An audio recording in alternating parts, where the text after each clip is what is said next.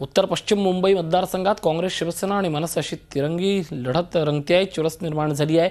मागील पराभवाचा वचपा काढण्यासाठी शिवसेनेचे गजानन कीर्तीकर कंबर कसतायत, तर मतदारसंघ कायम राखण्यासाठी काँग्रेसच्या गुरुदास कामतांचीही चांगलीच दमछाक होती आहे. उत्तर पश्चिम म्हणजेच वायव्य मुंबई मतदारसंघात यंदा बॉलिवूड कलाकारांच्या उमेदवारीमुळे चांगलाच रंग चढलाय. काँग्रेसकडून विद्यमान खासदार गुरुदास कामत, शिवसेनेकडून गजानन कीर्तीकर, मनसेकडून अभिनेते दिग्दर्शक महेश मांजरेकर, आपकडून मयांक गांधी आणि राष्ट्रीय आम पार्टीकडून आयटम गर्ल राखी सावंत इथून रिंगणात आहेत. या लोकसभा मतदारसंघाअंतर्गत 6 विधानसभा क्षेत्रांचा समावेश होतो. दिंडोशी, वर्सोवा, अंधेरी पूर्व आणि अंधेरी पश्चिम अशा 4 ठिकाणी काँग्रेसचे आमदार आहेत, तर गोरेगाव आणि जोगेश्वरी पूर्व इथं शिवसेनेचे आमदार आहेत. सुमारे 17 लाखांच्या आसपास मतदार असलेल्या या मतदारसंघात मराठी मतदार 35% अधिक आहेत, तर उत्तर भारतीय मतदार सुमारे 20%च्या आसपास. मुस्लिम मतदारही 20%च्या आसपास आहेत, तर गुजराती मतदार आणि दक्षिण भारतीय मतदार 5% आहेत. उत्तर भारतीय आणि मुस्लिम वोट बँक नेहमीच काँग्रेसच्या पाठीशी राहत आली आहे, तर मोदी फॅक्टरमुळे यावेळी गुजराती मते शिवसेनेला मिळतील. परंतु मागील वेळेप्रमाणे शिवसेना मनसेत मराठी मतांची होणारी विभागणी अपरिहार्य आहे. गोरेगाव जोगेश्वरीमध्ये शिवसेनेला अनुकूल परिस्थिती आहे, तर वर्सोवा, अंधेरी पूर्व आणि पश्चिमेमध्ये काँग्रेस मजबूत असल्यानं सेनेची दमछाक होणार आहे. महापालिका निवडणुकीत वायव्य लोकसभा मतदारसंघातील 36 पैकी 24 जागांवर शिवसेना भाजपचे नगरसेवक निवडून आले आहेत. या नगरसेवकांच्या कामावर आणि मोदी फॅक्टरवर शिवसेनेची भिस्त आहे. तसंच काँग्रेसचे गुरुदास कामत यांचा कमी जनसंपर्कही शिवसेनेच्या पत्त्यावर पडू शकतो. संपर्क नव्हता मुख्य म्हणजे.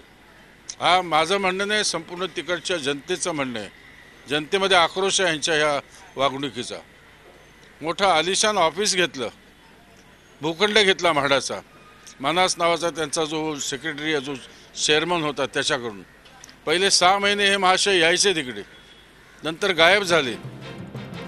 5 वेळा खासदार राहिलेल्या काँग्रेसच्या गुरुदास कामतांना 6व्यांदा संसदेत जाण्यासाठी चांगलेच कष्ट घ्यावे लागणार आहेत. परंतु सध्या त्यांच्या प्रचार रॅलींना लोकांचा चांगला प्रतिसाद असल्याचं दिसून येत आहे. अनेक निवडणुकांचा अनुभव पाठीशी असल्यानं कुठली रसद कुठे पोहोचती करायची हे ज्ञान त्यांना चांगलंच अवगत आहे. त्यांनी असंच अफवा पसरवण्याचं काम केलेलं आहे, पण गेल्या 5 वर्षात सातत्याने लोकांच्या मध्ये शनिवार रविवार मी केंद्रीय मंत्री असताना देखील वेळ दिलेला आहे पूर्ण मतदारसंघासाठी. असं सांगणाऱ्यांना मी हेच विचारतो, तुम्ही जर झोपी गेलात मागच्या वेळेला पराभव झाल्यानंतर, तर मी तुम्हाला दिसणार कसा? अभिनेता ते नेता असा प्रवास करणारे महेश मांजरेकरही मतदारसंघातील गल्लीबोळात जाऊन मतदारांशी संपर्क साधतायत. त्यांना पाहण्यासाठी लोक गर्दीही करतायत. पण ही गर्दी मतांमध्ये परिवर्तित होणार का, हाच खरा प्रश्न आहे. त्यामुळे सध्या तरी त्यांची सारी भिस्त राज ठाकरे फॅक्टरवरच आहे.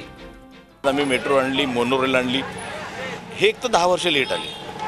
ह्याच्यापेक्षा मूलभूत प्रश्न खूप आहेत. आणि ते कसं असतं की आज जे क्रेडिट घेऊ नको, लोक इथे टॅक्स भरतात, त्यामुळे त्याच्या पैशातून आलेलं आहे. तुम्ही स्वतःच्या खिशातले पैसे घातलेले नाही आहेत, बाकी काहीच केलेलं नाही.